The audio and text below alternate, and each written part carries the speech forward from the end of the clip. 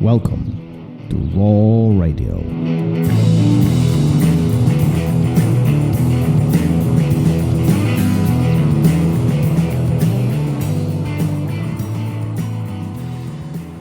And we are live. I'm learning that you want more airtime and you don't feel let me left speak. out. It's all you alpha male.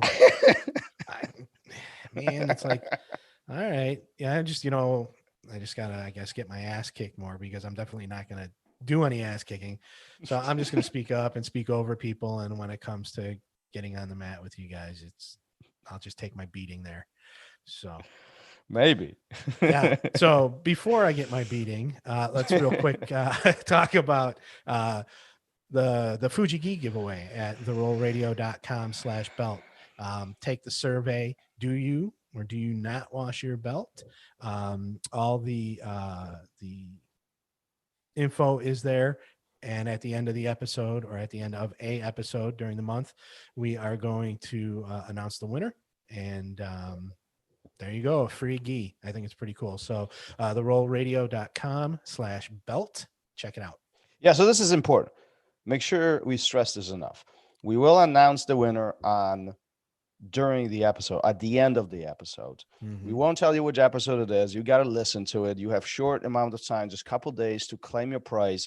If you want a gi, we'll do it with the guys who support us, obviously, as a small token of appreciation for the support and for listening, right? So make sure you tune into the end of the episodes. The end of the month is coming. It's not a secret. So we'll be announcing that very soon. Don't miss out. Free geese. You can. It's not a sticker. It's not a t-shirt. By the way, I like your t-shirt. Did you see mine? Oh, did you? Yeah, I see it. Look at that. Look, we're twinsies. Yeah, there you go. Yeah. Fuji stuff. We are Fuji geared up. Great partnership with Fuji Sports. Yeah, fantastic. All right. We just wrapped up a conversation with Hollis Gracie, good friend of mine, living in New Jersey. But his life takes him in a quite interesting spectrum of locations and variety of different places, and how his life is unfolding from his early childhood all the way up to the current time, the present time, is quite interesting. And one of the points that we both, you and I, kind of focused on, or kind of triggered us during that conversation, is the presence of his family, in a sense of, a team. At least that was my trigger in my head. It's not necessarily that the relationship part, but the team, the supportive network that is behind you as individual in order for you to succeed. Gary, before we talk about Hollis and then the episode, how do you envision the family as a support network, in your life? What do you consider, and what's important to you when it comes to that conversation? Guidance, leading by example. I don't think that family and support is do as I say, not as I do. And having people that kind of show you the path and what you can do, support you on that path, not making decisions for you, but just setting you on your way so that you have the availability, the knowledge to make those decisions yourself. Yeah, I agree. I think there's, obviously in our life we encounter hundreds, sometimes thousands, sometimes even more people, right? We cross paths and with number of different individuals, and all of them impact us in a certain way. There's this interesting quote. Actually, I'm going to deviate from that a little bit, but I think it links in very directly. Jay Sherry, he's a public speaker, said that there's 3 reasons why people come in your life. They come for a reason, they come in for a season, or they come in for a lifetime. The moment you identify which group that person belongs to, more successful you can make this relationship. So think about it, what I just said for a moment. Like if somebody comes for a reason and there's one specific reason why they are in your life and your expectation is for them to stay with you for the rest of your life, you essentially set that up not for a failure. It's not going to work so easy. So identifying these reasonings why people are in your life, it's quite interesting, and I think this kind of leads into the conversation with Hollis, where his life didn't start in such a rosy way. At least one would think, right? His dad is gone, age of 4. Mhm. Single mom is raising him, his brother, in Brazil, where life is not so rosy, and yet he talks about his mom creating such a household where they don't even know their life is hard. They have opportunities presented right in front of them. They have, opportunities to grow. Education plays a significant role during their development, early age development. Mhm. And he continues following the goal of his life, ignoring his mom. But Well, he only ignored one part of it. Yeah, his mom set him up. After his father passed away, his mother, he said, had the spirit of a fighter, just like a lot of other people in his family, and she put him on a path where his life was relatively normal, and she pushed education, a work ethic. Um, he was enrolled in English language school, where twice a week he's learning English.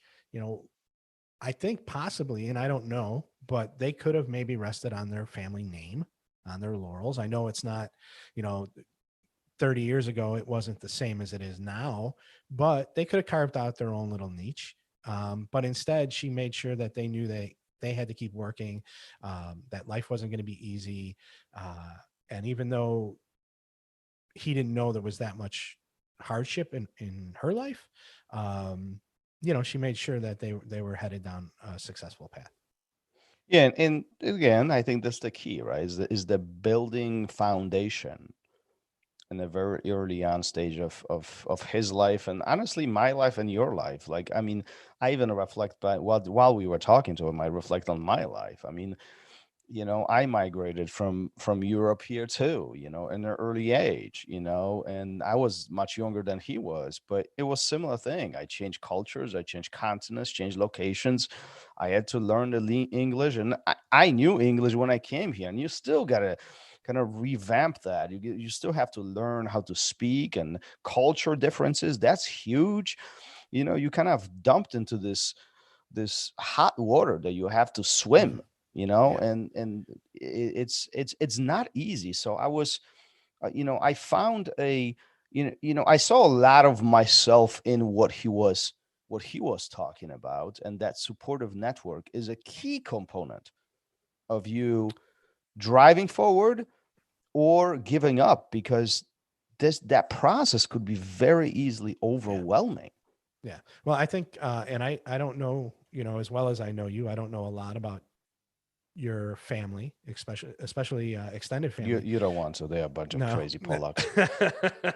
Yeah, I've lived that world for a while. But everywhere he went, that support system was still there. Some people uproot and they have nothing. And he left a lot behind. He did leave a lot behind, but everywhere he went, there was cousins, brothers, other family members, um, that could help him immerse himself in his new culture. Yeah, but a lot of people will say, "Well, I don't have 50 cousins. I don't have 70 brothers. I don't have uncles. I don't have that. Life is hard. Well, Like well, life is hard. It's right. it's too hard. You don't know my You're life.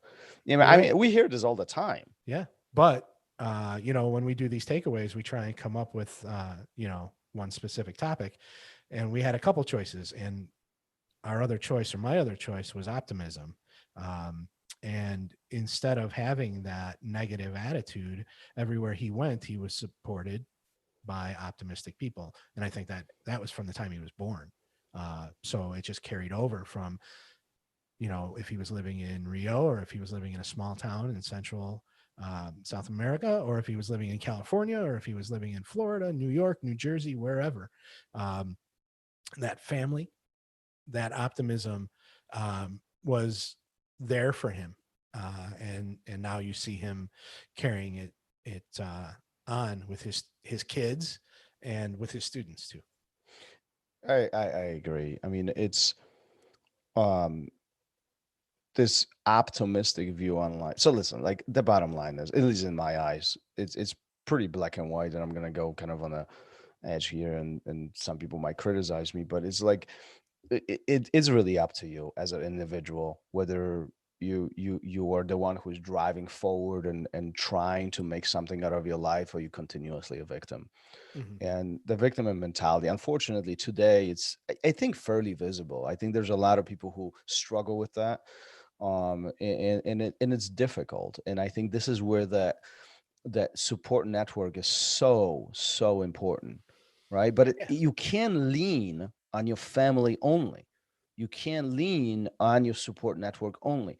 A lot of this is up to you. They are there to support you. It's you making the decisions. They're going to set you up for success. It's up to you to drive for their success.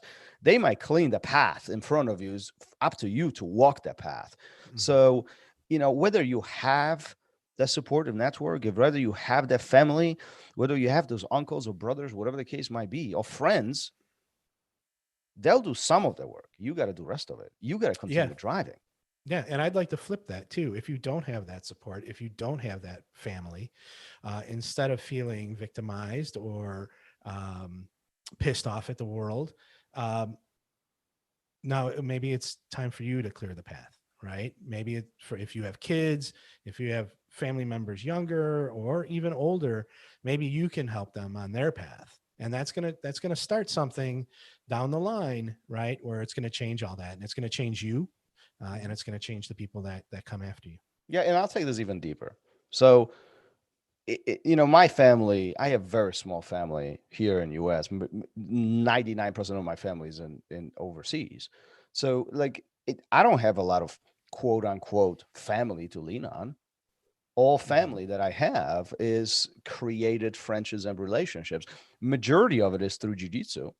But at this point, I am 100% confident to say that I can lean on my friends Mhm. probably more than I can lean on my actual family. That's Mhm. because of the distance, and it would be so easy, I think, to say, I got nobody to lean on, but I think it's part of our job to create these relationships, long-term relationships, create that trust, build that foundation and those links between people, where the time comes and when you are in a bind or you need help, you need somebody to lean on, you can actually call, and you can ask for help, or maybe you don't even ask for help because they know you, and they know how to encourage you, and you continue driving forward and pushing Mhm. to have enjoyable life, because isn't that why we're here?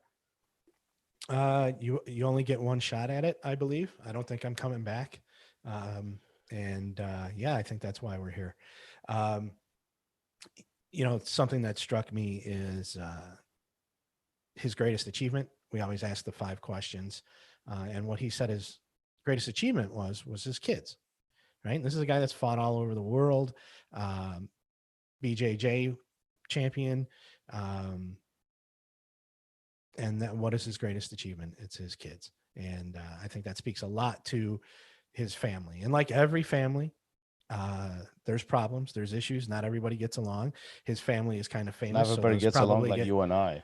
right. Yeah, and it gets amplified. It's out in the open in Hmm. his family, right? But that doesn't mean it's bullshit, because he's got so many other family members that he is involved with that do love each other, that do support each Hmm. other, right? And having your kids be your greatest achievement, I think, speaks a lot to the type of person he is and his family, what they're like. Um, and that's just the way I look at it. Yeah, and I'm noticing the pattern more. We talk to different guests and then different individuals. Actually, that having kids and having family, it's very frequently answered question, or that's the answer frequently to that question. Was your biggest achievement? Mhm. Um, I think we often look at these guys as world champions, black belts, guys who have accomplished certain level of success, whatever that means. And yet, their biggest success story is having kids. Like Hollis was talking about, sitting on a couch and seeing how kids, you're just smiling, how the kids are interacting, and I find myself in the same position.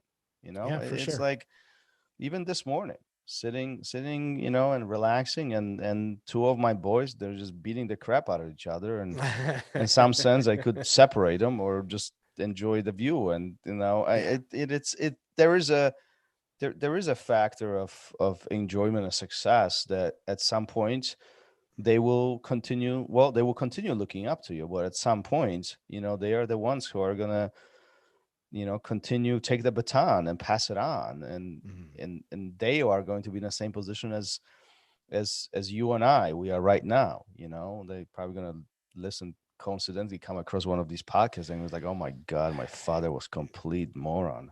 Yeah, well, my kids already think that, but yeah, I mean, it's, is it taking a step out of, the fighting world and the sports world, and that, and you have your other achievements in life in a regular day-to-day life. And, for me, the only thing I think I've done really worthwhile up to this point is my kids. And, you see them hitting those little milestones or doing something for themselves. And it's exciting, and it makes you happy. And why does it make you happy? For a lot of different reasons. But I think it's part of it is because you see that you're putting them on the right path. What are they doing? Well, and it sounds so simple and so stupid, and people who are listening that don't have kids, I don't think are going to get this.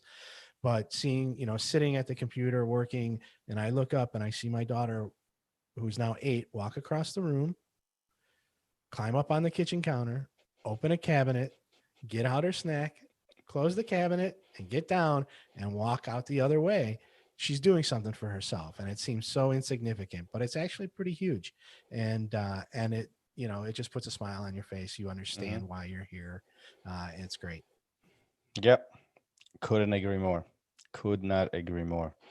So listen, I as you guys listening to this recap, or this takeaway, which is quite long today, but this is important. This is important life lessons. I want you to think about who is your support network. I want you to think about who is around you. There might be family, or might be quote unquote family. It might be your friends. It might be your jiu-jitsu buddies. Honestly, we develop such a intimate relationship on the mat. We put our lives, in somebody else's hands, that often these relationships turn into small support networks.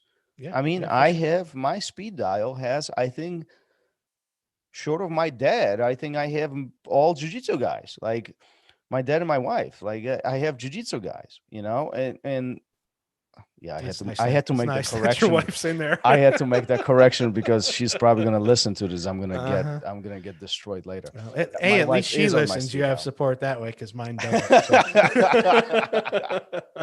All right, Gary, this was a good one. Let's wrap this up. We have so much more in the pipe. Yes. What do you want to say? There's one more thing though. What is it? Thing. All right. Have you ever rolled with Hollis? Because he's a beast.